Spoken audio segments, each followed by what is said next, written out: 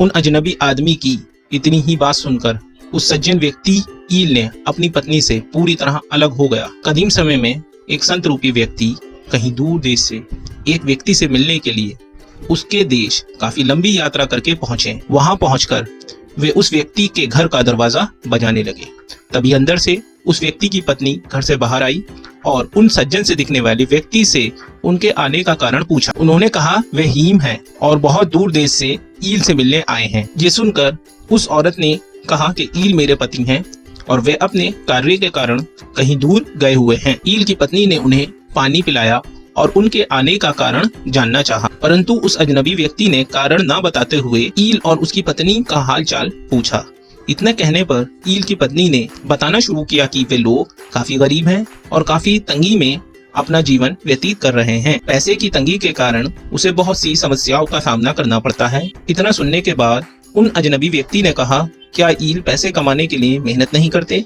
ईल की पत्नी ने कहा, मेहनत तो करते हैं पर उतने रुपए में तो बस घर का खर्च ही चल पाता है, जिसके कारण मैं बहुत परेशान रहती हूँ। ये सब बातें सुनकर उस अजनबी व्यक्ति ने ईल की पत्नी से कहा कि ईल से कहना कि दूर देश से हीम आए थे और उन्होंने कहा है कि आपकी घर की चौखट अच्छी नहीं है, इसे बदल डालें। और जब ईल अपने घर वापस आया तो उसकी पत्नी ने ये सारा वाकया ईल को सुनाया और उसने कहा कि अजनबी व्यक्ति ने कहा है कि आपकी घर की चौखट अच्छी नहीं है, इसे बदल डाल। इतना सुनते ही ईल ने अपनी पत्नी से पूरी तरह अलग होने को कह दिया और फिर ईल अपनी पत्नी से अपना संबंध खत्म करके अलग रहने लगा।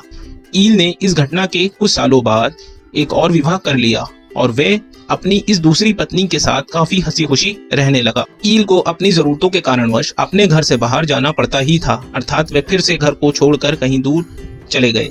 इसी बीच हीम व अजनबी व्यक्ति ईल के घर के बाहर एक बार फिर आवाज देते हैं और इस बार दरवाजा ईल की दूसरी पत्नी खोलती हैं और वे उनके बारे में व उनके आने का कारण पूछने लगती हैं।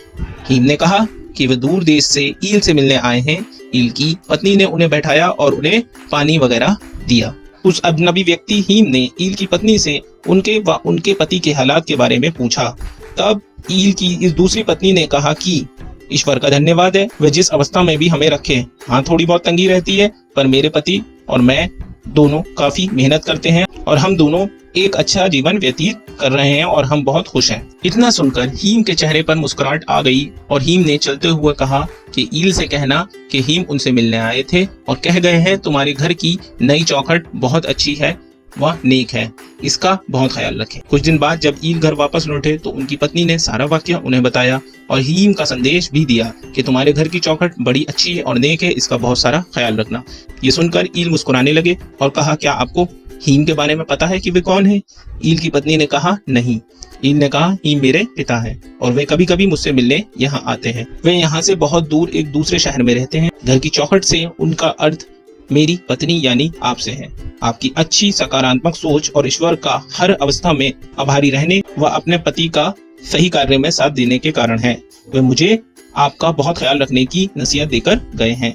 इस कहानी से हमें ये शिक्षा मिलती है कि हमें हर परिस्थिति में ईश्वर का आभारी रहते हुए अपनों का साथ देना चाहिए और प्रयत्न करते हुए ईश्वर से सकारात्मक रहकर अच्छे के लिए हमेशा प्रार्थना करनी चाहिए।